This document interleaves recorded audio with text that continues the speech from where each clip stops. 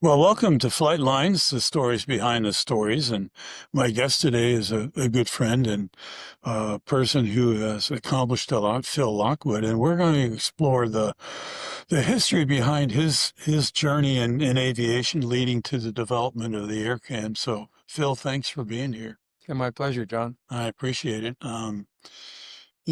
Most people know, and it's general knowledge of how the came to be for a photo assignment in the Congo. But um, let's go back a little bit before that. You started your aviation journey with a flight in a float plane in the Adirondacks when you were a teenager, right? I understand that correct? Yeah, my dad took us up there in the summer for a summer vacation for a week or two every year.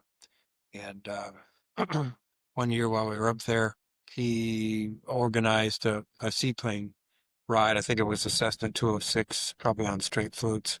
And the plane came up to the dock at the camp we were staying at. And my two brothers and I got to get on board another uh, kid that was staying at that camp. And I got to sit in the front right seat, which was pretty cool. I'm the oldest, so, Okay. and of the three of us. And that was a pretty cool experience because I had done a lot of boating at that time and water skiing and all that sort of thing. And so to see the airplane accelerate and then come up on the plane, see the floats come up onto the step, and so be able to sit there and watch the pilot move the controls to help get the plane acts like trim tabs, to get the Yeah. plane where he wanted it on the step, and then rotate and take off, and then we were on Fourth Lake on the Fulton Chain in the Adirondack Mountains, beautiful area. But at that time, this would have been in the 70s. Um, a lot of the shallow spots weren't marked. Now today they're all marked, so Yeah. it's pretty easy. But back then they weren't. The water was very clear back then, so if you were really cautious, you could see shallow spots coming up. Matter of fact, if you could see the bottom at all, you got scared because that meant it was getting pretty shallow. And I could see all the shallow spots from the air, and I memorized them: the shoals, the rock piles, everything, all over the chain of lakes. And that was just remarkable to me to be able to see that and then know where I had to avoid, what I had to avoid on the Wow. boat. So you went, you were in high school. What eventually, what led you to the engineering and the types of things that you got involved in? So I did a lot of boating as a kid, and I really loved boating. I worked at a marina um, in over the summers in my later years of high school and through college. And I wanted to become a marine architect to design boats. And the funny thing is, most of the adults that I knew didn't really seem to like what they did for a living. I noticed Huh. they all seemed to live for weekends and holidays. And so I thought, well, that's probably going to happen to me. If I become a marine architect, I might not like boats anymore. And I thought, I love boats so much. I don't want that to You don't happen. want to spoil it. So I thought, what else could I do that maybe it wouldn't be quite as much of a loss? Well, I had a lot of interest in aviation, but I didn't know much about it except for building and flying some models and those few flights that I got. Yeah. Um, so I said, you know what? I'm going to go into aviation. And I told my guidance counselor what I was thinking, and he said, there's this school in Florida called FIT that would be perfect for you. Why don't you apply there? And I looked at it, showed it to my dad. And he said, yeah, let's see if you can get in. So I filled out all the Sure. applications, gave him my SATs and all that stuff. And this was towards, I think, the end of 11th grade. Uh, and, and they accepted me. And so off I went when I graduated, off I went to FIT. I didn't study engineering there. I had they had a program which was really well rounded and it ended up being perfect for me.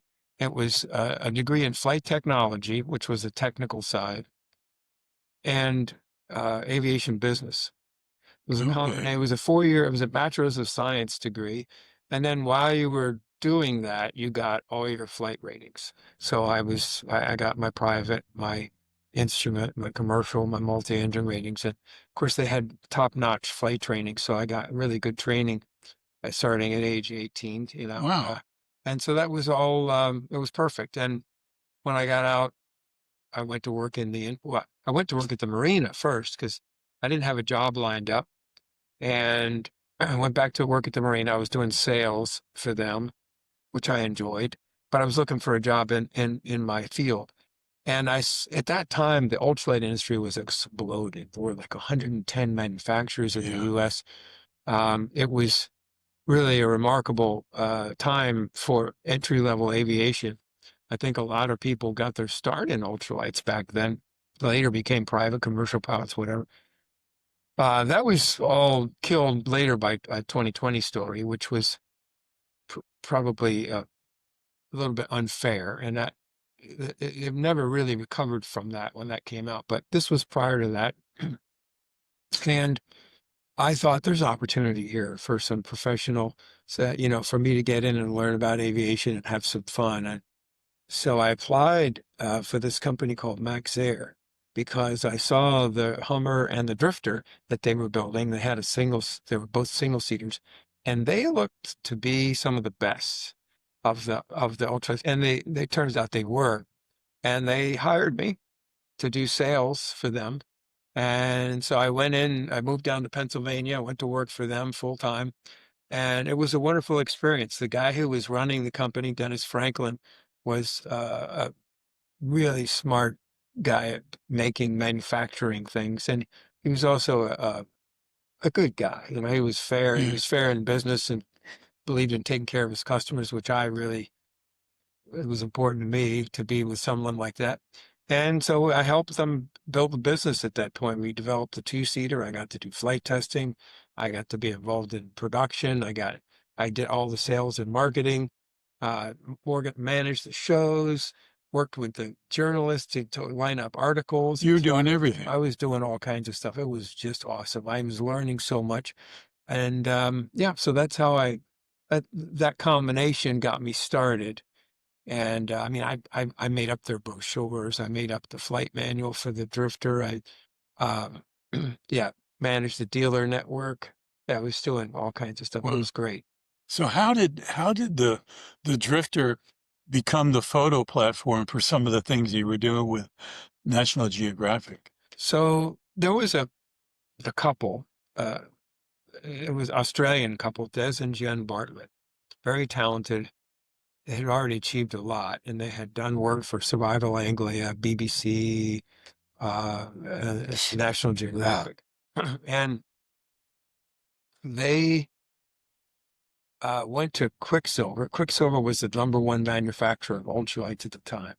Des was already a pilot, and they were thinking they could really use an ultralight type airplane and they were in Namibia and doing some research in the Namib Desert, which is on the northwest coast of Namibia, on the ocean. And All the diamonds are. yeah, yeah, there are diamond mines there. Yeah, a town called Swakopmund. There's a diamond mine. Anyway, so they um they went to Quicksilver, and it's a kind of a funny story. Um, and they flew the side by side. At that time, it would have been probably the MXL. I think it was a single surface, but it had ailerons side by side pusher. And of course, there's a lot of stuff in the way if you want to film because you're sitting under the wing and you've got tubes around you. But it was basically a good design, but it had two things against it for what they wanted to do. One, it didn't have much of a suspension. They wanted to land off field. And so they needed something that had a pretty rugged landing gear and also some compliance where you could soak up bumps. And it was the wheels were mounted pretty solidly to the airframe. Yes. And then the view. And of course, you were under the wing, you had tubes around you, so the view wasn't perfect. Um, and the guy who they talked to at Quicksilver said, what you really need is a drifter, a two-place drifter, because it's got a better suspension and the front seat is way out ahead. in the open, and you know, you can film, you can shoot. And so I thought that was kind of interesting, but it was great that they pointed them towards us.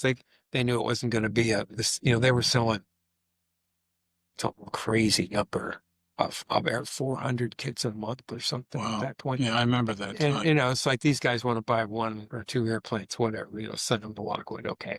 So they sent them to me, they showed up, and I flew them in the drifter, and they were like, "Oh, this is perfect." So they bought one, and then they bought another, and then they offered to take me to Africa, and if I wanted to help them on a trip, you know. So I Dennis didn't want me to go for because they're like, "Well, you don't come here for a week. It's a long trip, and if you're going to come visit us, you need to stay for at least a month." I think I went for like 6 weeks altogether, and that was just another wonderful adventure for me going to Namibia. But you know, it was 4 days of travel to get there one way. You had to get to New York, Kennedy. Then I think on that trip, first one I went from New York to London, and I had a layover in London. You know, I don't know if I was there for 6 hours or whatever. And then I had a connection to Nairobi, and then from Nairobi to Johannesburg, and then from Johannesburg I flew up to Windhoek, which was the capital of Namibia, and then from there I had to catch a train uh, from Windhoek out to the Swakopmund. Train wasn't running. I had to get a rental car, drive out in the middle of the night to get to meet that. And then there we get supplies in Namibia, and then in a Land Rover, there was a 6-hour drive north into the park to get to their base camp. So it was, altogether, I was traveling for 4 days solid. And I think about people complaining about long flights these days. You know, that's what you call travel. And that was, of course, you know, on the airline. Now they have nonstop flights from Atlanta to Johannesburg. Yeah. Changes the whole dynamic of a trip like that, but they didn't have that back then. So anyway, it was, but the whole thing was a great adventure, and working with those two people who were extremely talented, extremely dedicated. I learned about filming. I learned about light. I learned about composition. I learned about exposure.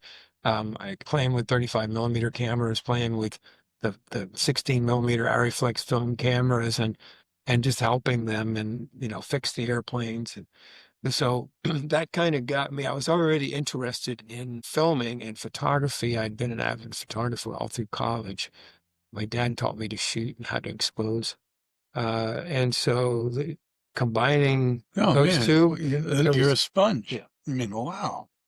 So you were doing photo work on the Namibian desert, which is a nice place to land if something goes wrong. yes. You know, so what brought you to the Congo in the assignment there? So I made another trip out to Namibia to help them again with some more things, with some flying and some maintenance. And they'd finished up that project, although they continued to work there, but that particular project was called Survivors of the Skeleton Coast. There was a 1 hour National Geographic TV special and a cover story in National Geographic magazine. And they won some awards uh, for that 1 hour TV special. They were in Washington, D.C., receiving, I think it was an Emmy Award. Uh, and some other folks that were working on a research project in the Congo approached them and said, "Hey, who helped you with your aviation?" With the, you know, and they said, "Phil Lockwood, go see Phil Lockwood." So then these guys showed up at my shop, said, "Des and Jen told us we should come see you." And they told me about, this was Nick Nichols and Dr. Michael Fay. They told me about this project they were working on in the Congo. It was basically a mission where they were trying to convince the Congolese government to make a certain section in northern Congo of the rainforest called the Ndoka Rainforest a national park to protect it. It was on the verge of being logged. And once you start to log an area like that, even if you do selective logging, you basically destroy the whole Yeah. ecosystem. Because once you put roads in, humans get in there and they start killing the wildlife, and it all goes. But you can't get in there without the roads. So if you don't log it, it stays pristine. So that was the goal. And they wanted they wanted an aerial platform that they could sustain up there for a year or so and do research and get photography to support this mission. So anyway, they wanted to use a drifter. And I asked them, what kind of landing opportunities do we have? Originally, there was nowhere to land at all. And they were going to put it on floats because they'd seen drifters had been put on floats. And they said, okay, well, that's going to decrease the performance and range, but we could do that. But if where else can we land? There's no place to land. It's all wall to wall, trees, rainforest. So I said, well, like, what if we go down in the forest? What's the plan for rescue? Well, they said there's no rescue. There's no You rescue. become part of I the said, okay, well, so rainforest. you'd have to hike out. So, okay, let's just suppose you go down in the forest and you're not injured and you're fit enough to hike out. What are we, like, furthest point where you want to fly? What would it take to hike out? And they said, well, if you could find food and water or you weren't injured, you could probably get out in 2 weeks. And I'm thinking, it all doesn't sound real good. At that point, I was in my early 30s and I was, when I turned 30, I became mortal. I started to realize, you can die doing this stuff if you're not careful. So part of I wanted to keep doing the kind of flying I really enjoyed, but I also wanted to survive. So I told them, could you build an airstrip out there? And they said, maybe, like, how long? And I'm like, could you give me 600 feet? And they're like, yeah, we could probably do that. I'm like, okay. I've been working on this design for a twin that would allow me to fly over unlandable terrain with redundancy. And I showed them some drawings and they said, cool, build the first one for us. So Wow. I didn't know what I was getting into, of course, but I said, okay. So we made a deal and in 6 months we had the first prototype flying Wow. and basically disassembled it, put it in 5 or 6 crates. It was pretty far disassembled and shipped it over there. And then I flew over to Brazzaville in southern Congo, received it all, which is a story in itself. But and I put it all back together. I mean, I had the engines off, I had the tail section apart, I had the wings apart, I had the fuselage broken in 2 halves. I mean, that thing was apart. I put it all back together, and then we ferried it 450 kilometers or so from Brazzaville up to across the equator into this airstrip that these villagers had built in the town of Bomassa, which was right on the edge of the Ndoka Rainforest. And when we landed there, Dr. Michael Fay flew with me, and we were the first airplane to land there, and the first airplane that those villagers had ever seen. Oh, wow. So it was pretty cool. It'd be like a spacecraft landing. We were to them, and the spacecraft reference is a good one because every time I took off usually it was Nick Nichols up front, and we went out over the forest because of that no rescue thing. I knew that if the equipment failed me and we didn't make it back to that airstrip, there was a good chance we weren't going to survive. So to me, every time we took off, it was like going into outer space. I mean, you need that space capsule to bring you back to Earth, right? Well, I needed that Aircam to bring me back to that airstrip, both of us. And so we were really counting on it, and it didn't let us down. Wow. So you were in the middle, if I remember correctly, some dynamics going on with the Congolese leadership. There was an election and then there was a dispute about the election and then a civil war. So how did you deal with that? So right when I arrived to receive the shipment of the Aircam, the Civil War had broken out. They had had a presidential election.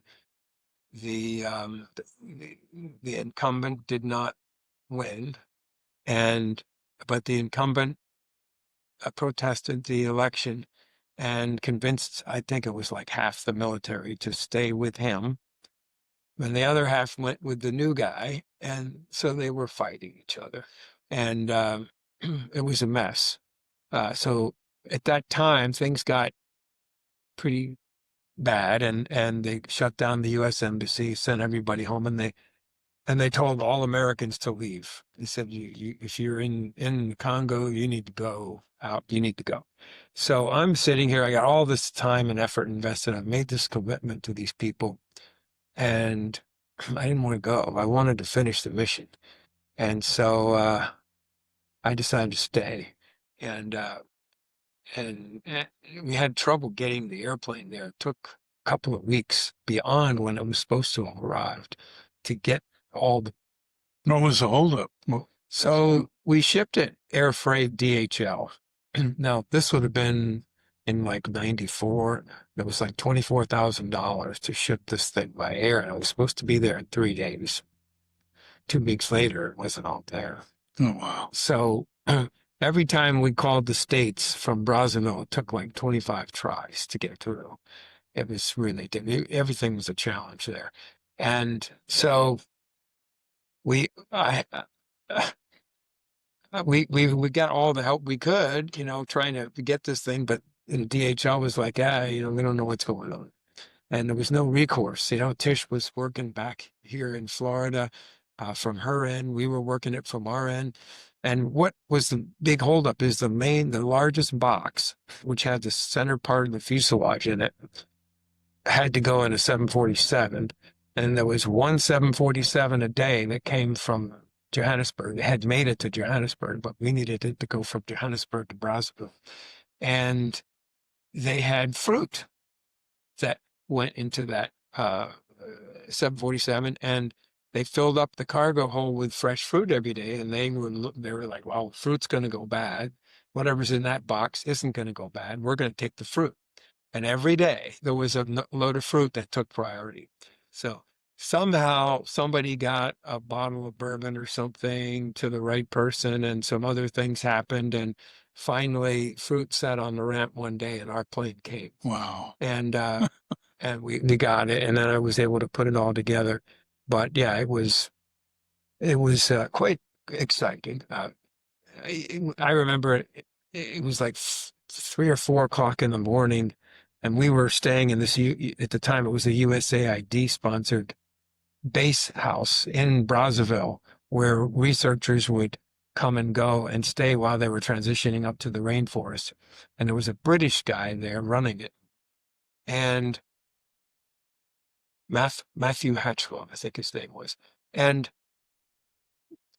at 3 or 4 in the morning, I heard machine gun fire, and it was very close. And so I kind of rolled out of the bed onto the floor, kind of a natural reaction. Yeah. And I shuffled out into the hallway, and all the other guys that were there at the house had come out into the hallway. I remember Matthew saying, yeah, there's a colonel that lives next door, and they're probably attacking his house. It probably won't bother us, but, so this firefight went on for 15, 20 minutes of machine gun fire back and forth right next to us, and yeah, that was the kind of thing that was going on, right? So we were really right in the middle of it. And yeah, finally got the plane together and got it, took off and got out of there. And I remember thinking, whenever I was in the air with full fuel in that Aircam, You were safe. I was safe until I ran out of gas and had to land and deal with whatever was going to happen on the ground, So we had long range fuel in that plane. We could stay in there for 6 hours. Wow. What, and how long did it take you to complete the whole mission? Well, we got it up there. We were delayed so much that we were starting to miss our window for weather. So we flew for several weeks up there, got a lot of initial work done, but it was decided that at that point we needed to leave the plane there and come back in the fall, I think it was. So, basically when the prime season for the rainforest for photography and everything was going to be. So we disassembled the airplane, stuck it in a storage shed in this little base camp in the town of Balasa, and we headed home. Uh, and then I came back like 6 months later and reassembled the airplane, and then flew with them for, I don't know, 3 weeks or so to get all the stuff research that they wanted done. We flew every day. We took off at 6 a.m., which was sunrise on the equator, more or less. So 6 a.m. sunrise, 6 p.m. sunset every day, all year round. And they wanted that first 2 hours. The best light. Yep. And then we would do another flight midday just for research. And then The afternoon light. yeah, at 4 o'clock we'd take off and land at 6, right at sunset. Wow. Well, you had the airplane, and I understand it. When you were finished, you left the airplane there. We did. The National Geographic donated it to the researchers, and they they flew it for some time, and then eventually it was damaged in a landing accident, and it just sat there for like 10 years after that. So here's the other story that's fascinating to me. So Aircam 1, you built another Aircam when you came back as Aircam 2. Who did? And that was shown at Sun and Fun in Oshkosh and created quite a stir. Yep. So how did you suddenly or decide to make it into a kit and start selling it? Well, the plane worked pretty well, so we thought, there might be some demand beyond just I want one for me, right? So we built the second one, which was more or less a copy of the first one. We call that Aircam 2, but we call that Generation 1, right? Because that was Okay. those two were pretty much the same. And we, as you said, we flew it to a couple of shows, and there seemed to be a lot of interest. So at that point, I made the decision, okay, let's go ahead and fully engineer this thing and tool it for production as a kit plane. And so that was Gen 2. So once we made that decision, we spent about 22,000 hours, to get Gen 2 tested, tooled, engineered in production. And then, That was quite a leap of faith. Well, yeah, airplanes always are. Yeah. Wow. So then, and we broke some new ground when we were doing that because we did it pretty quickly. We did it in about 3 years from, starting with a whole new design, basically. We did have the advantage of Gen 1, which we'd learned a lot from. We made a lot of improvements, and it was significantly different and much better, Gen 2. But it was still 22,000 parts. It's funny because it had about the same number of parts as the hours it took to engineer the thing. That's interesting. So I remember those two numbers were the same, but yeah, it was unfortunately, Dennis Franklin, who was kind of semi-retired, I would say, at that point, he agreed to come work with me on the project and help do the tour work. And so that was great to have him come down because he's a genius when it comes to designing, tooling, and figuring out how to make things. And and he did all the fixtures and helped make all the tooling to get it in production. And we moved pretty quickly. We got the manuals done, got the thing tested, tooled, and in production in about 3 years. And when I look back on it, that was a pretty good pace for the small team that we had. And and You wound up right now. There's probably 300 or more a flying. little over 300. Yeah. Wow. Well, the other thing that's interesting to me, and one of the more fun stories to hear about, is how Aircam 1 came home to the United States. Yeah. So there was a fella who he was a Delta Airlines pilot, and his brother, I think, was a researcher, a wildlife researcher, and he came across Aircam 1 in the Congo and told his brother about it. So they acquired it, and he created it up and shipped it back to the U.S. And then that fellow, I can't remember his name, but the one super nice guy though. So he called me and said, "Hey, I got Aircam 1." And I'm like, "Really?" And he's like, "Yeah, I want to restore it." can you help me? And I said, yeah, sure, absolutely. I still have some parts and extra stuff that we made to support them. They had actually contacted me about repairing it. And I came up with a, I thought, reasonable quote, but it was still a lot of money back then to send people out there and actually fix it In Africa. in Africa. And you know, when you added up all the expense, it was just more than they wanted to spend. So that's why it did get fixed. Anyway, it came back. I gave him guidance, pictures, everything, and he fully restored it and did a really good job. Got it back to brand, you know, what it was originally.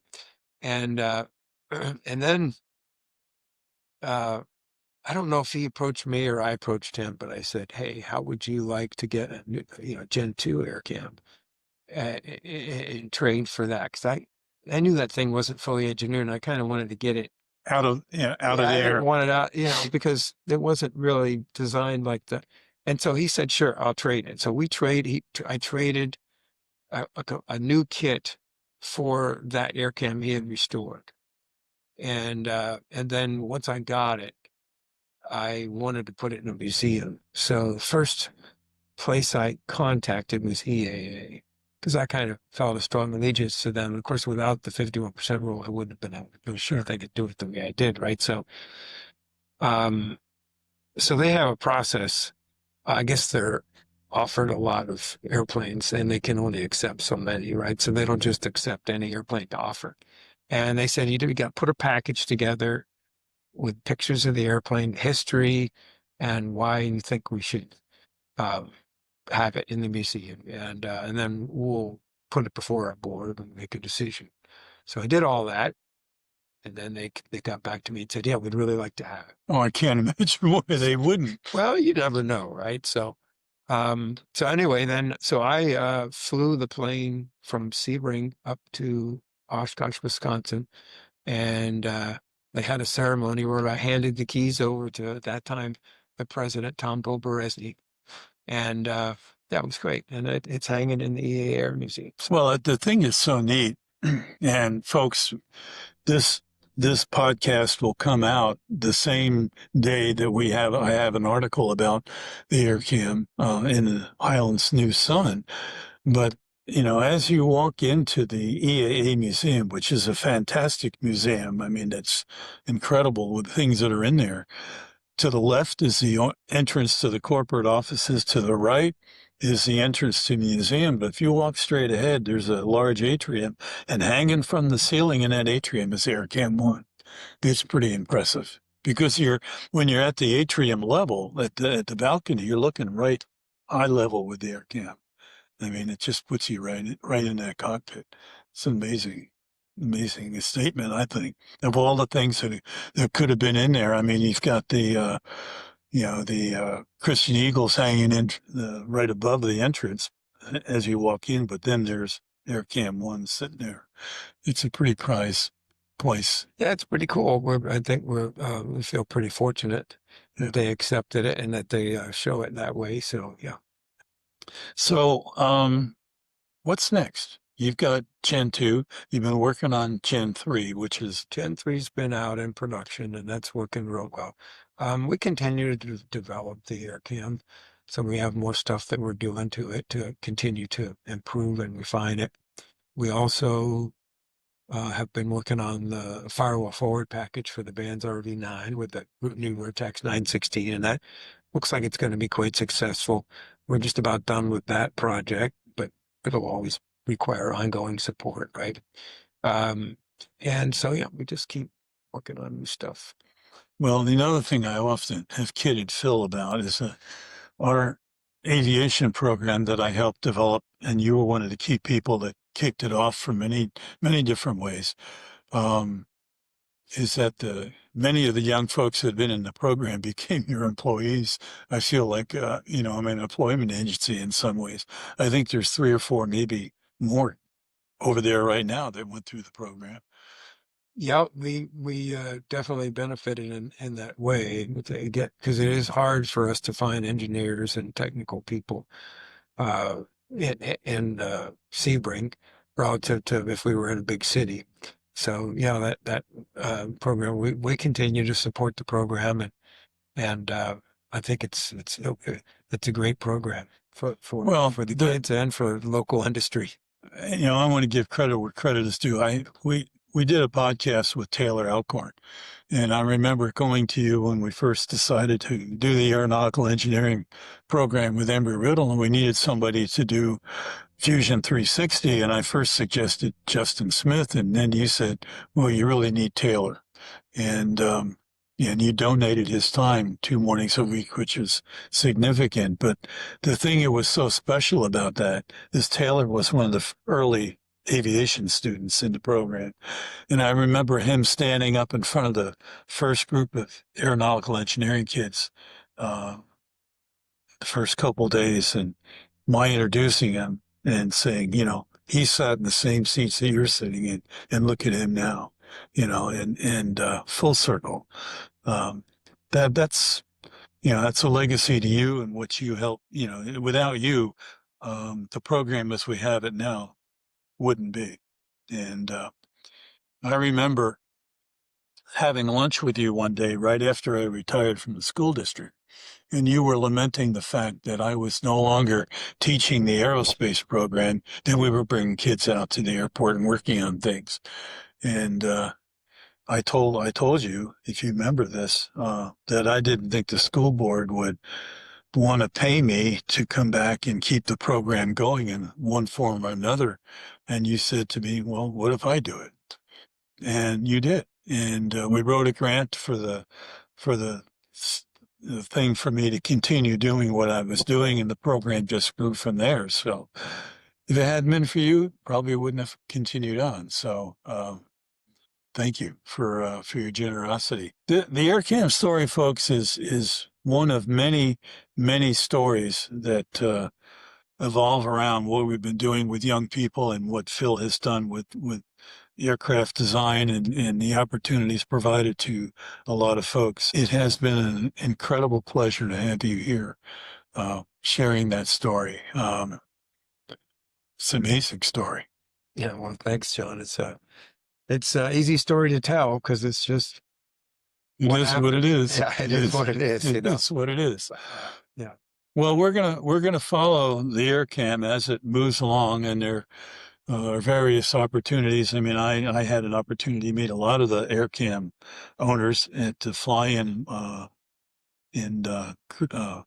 Greenville recently, and it is an eclectic group of owners and pilots. It's really interesting. But the Aircam's a special airplane for a special use, and it's fun to have it be right here in Sebring. So thanks again, Phil. Um, thanks for tuning in to Flight Lines, the stories behind the stories, and check out all our podcasts going to our website, flightlines.com. Thanks again, Phil. Thanks, John. Good day, everybody, and God bless.